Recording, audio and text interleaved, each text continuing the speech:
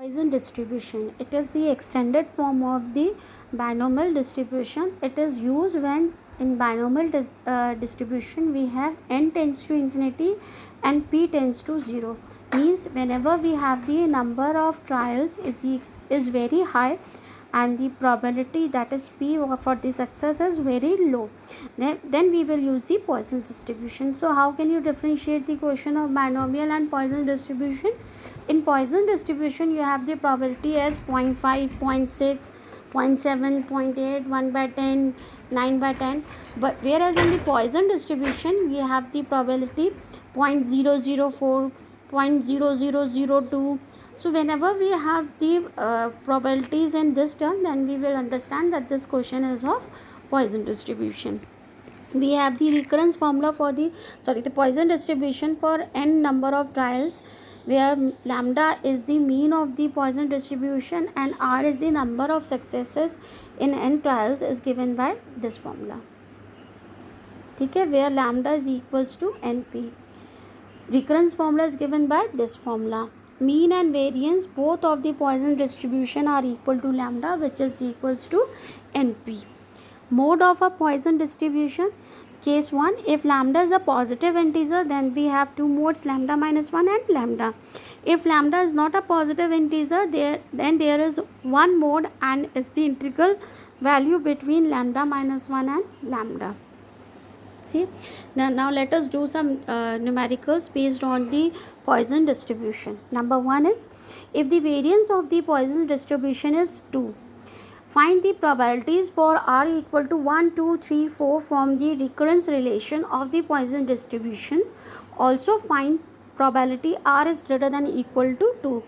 So first you have to find out the value of the probabilities for r equal to 1, 2, 3 and 4 by using recurrence relation.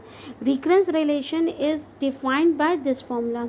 So first, if we have to find out the value of p1, that means we have to put the value of r equal to 0. So we will find the value of p r equal to 0. ठीक है, आप r equal to 0 value रख लोगे. Variance दे रखा है, मतलब ये किसकी वैल्यू दे रखी है आपको, लैम्डा की.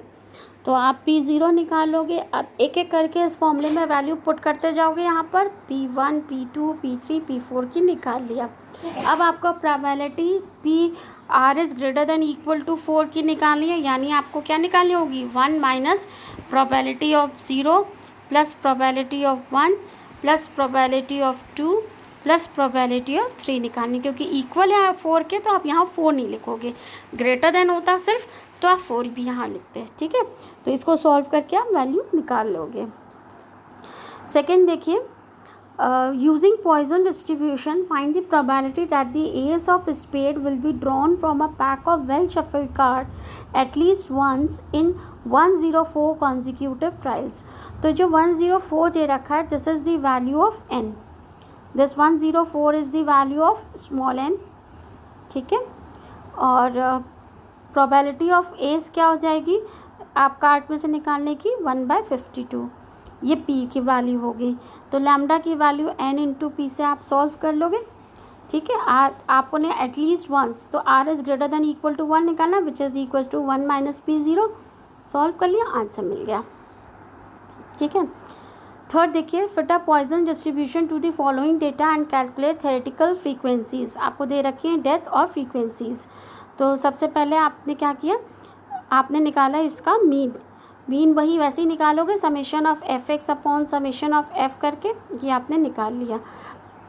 पॉइजन डिस्ट्रीब्यूशन का क्या हो जाएगा, lambda to minus lambda to the power r upon r factorial. Capital N जो होता है यहाँ पर समेशन ऑफ एफ होता है. तो आप वैल्यू पुट कर दोगे, लैम्डा की वैल्यू आप पुट कर दोगे, ये मीन की वैल्यू होती है. तो आप ये वैल्यू पुट कर दोगे, ये आ गया. अब आपको ये जो आर की, ये जो यहाँ पे दे रखी है ना, डेथ की जो वैल्यूज़ दे रखी है, यही आपकी आर की वैल्यू.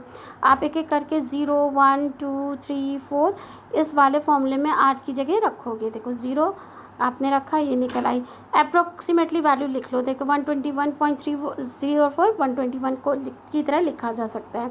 आर इक्वल टू 1 लिखा, 60.653 है तो हम 61 लिख सकते हैं. 15.16 है तो हमने 15 लिख लिया. 2.5 है तो हमने इसको 3 लिख लिया.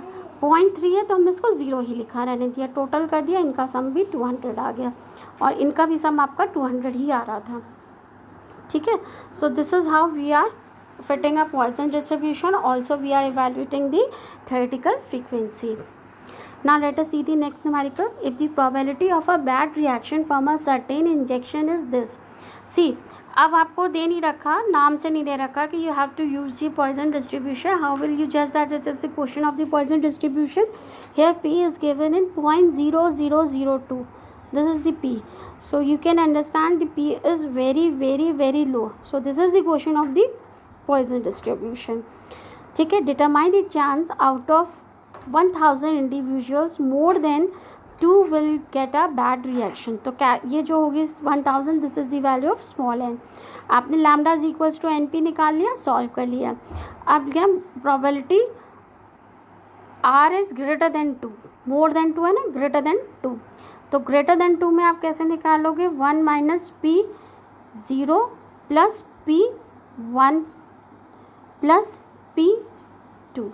यहाँ इक्वल नहीं है तो P2 भी आएगा. बस आप फॉर्मूले में वैल्यू पर P0, P1 और P2 की वैल्यू निकालो, इसमें वैल्यूज़ रखो, गेट द रिक्वायर्ड प्रोबेबिलिटी. ठीक है. नेक्स्ट देखिए, a car hire firm has 2 cars which it hires out day by day. The number of demands for a car on each day is distributed as a Poisson distribution with mean 1.5. Calculate the proportions of days on which neither car is used and the proportion of days on which some demand is refused. आपको ये value given है. ठीक है. तो आपको mean they रखा है, यानी लैम्डा की वैल्यू दे रखी है. तो और ये proportion of days on which neither car is used, मतलब आपको क्या दे रखा है? P x is equal to 0. तो वो आप निकाल लोगे. ठीक है. ये आपने यहाँ निकाल ली, ये वैल्यू ये आ गई. Now you have to evaluate proportion of days on which some demand is refused. तो ये वैल्यू क्या हो जाएगी? 1 minus probability x is less than equal to 2. ये वैल्यू हो जाएगी क्योंकि आपका कितनी ज़्यादा से ज़्यादा 2 थी, तो रिफ्यूज़ में p is less than equal to 2.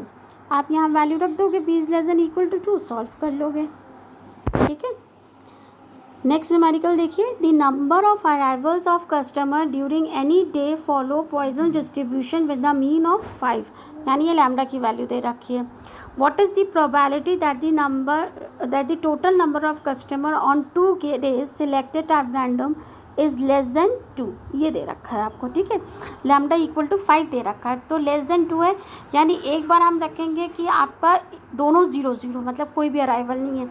एक में आपने रखा पहला का 0 है, दूसरे का अराइवल है. थर्ड चांस रख रही, पहले का अराइवल है, दूसरे का 0 है. तो आप देखिए पूरे तीनों उसमें आपका 0 मतलब लेस देन 2 है. वैल्यूज पुट कर देना, P0, P0, P0, P1, P1, P0, solve करना. This will be the answer. ठीक है.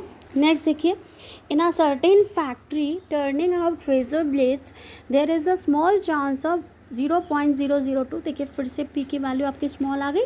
It means it is the question of Poisson distribution.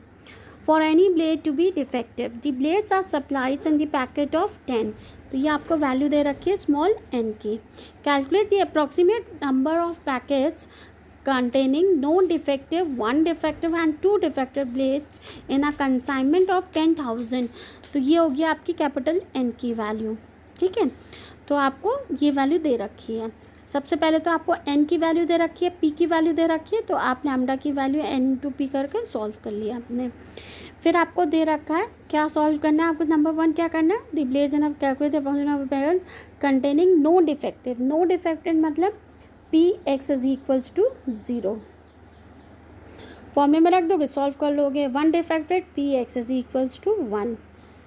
2 defected Px is equals to 2. और सब में आप 10,000 का मल्टीप्लाई ज़रूर करेंगे. और नंबर ऑफ हैं पैकेट्स हैं, तो आपको क्या करना होगा, जो भी वैल्यू आई उसकी अप्रॉक्सीमेट वैल्यू होल नंबर में लिख लीजिएगा, because you finding the number of packets, तो वो एक होल नंबर होना चाहिए. तो देखिए जैसे यहाँ पे किया ना, जैसे 10,000 से मल्टीप्लाई किया तो आपने अप्रॉक्सीमेटली वैल्यू लिखी, यहाँ भी लिखी 196, यहाँ भी लिख ली 2. ऐसे आपको अप्रॉक्सीमेटली वैल्यू लिखनी है क्योंकि आप यहाँ पे नंबर ऑफ पैकेट्स फाइंड कर रहे हैं. Now these some questions are given to you for solution. आप इसका एक एक क्वेश्चन खुद से लगाइएगा, जो भी क्वेश्चन नहीं आए मुझसे पूछिएगा मेरे व्हाट्सएप में, मैं आपको वीडियो ही बना के उसका सॉल्व करके भेजूँगी। पर पॉइजन डिस्ट्रीब्यूशन का बच्चों अच्छे से करना, it is very very very important. आपका नॉर्मल इसका बायनोमियल और पॉइजन में से कोई एक क्वेश्चन आता है जिसमें ज़्यादातर आपका पॉइजन का ही आता है, तो आप उसको बहुत अच्छे से करिएगा, पीछे भी सारे क्वेश्चन अच्छे से समझिएगा। जहाँ कोई लॉजिक अगर मेरे समझाने में रह जाता है तो आप मुझसे दोबारा पूछ लीजिएगा।